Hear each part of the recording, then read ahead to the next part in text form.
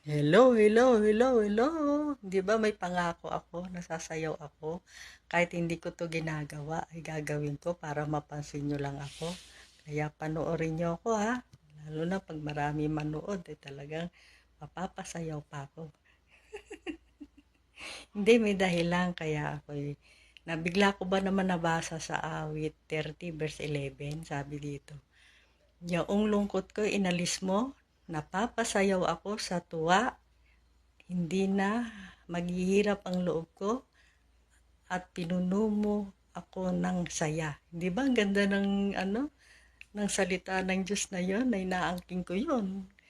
Talagang ito ay para sa akin na laging maging masaya kaya sinishare ko sa inyo para ano rin nyo, naisin din nyo at gustuhin nyo rin na laging masaya.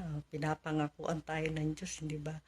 Kaya ano pa hinihintay nyo? Magbasa na tayo ng Bible para may mga salita ng Diyos ay mapanghawakan natin dahil yun ay mangyayari basta panampalataya lang natin.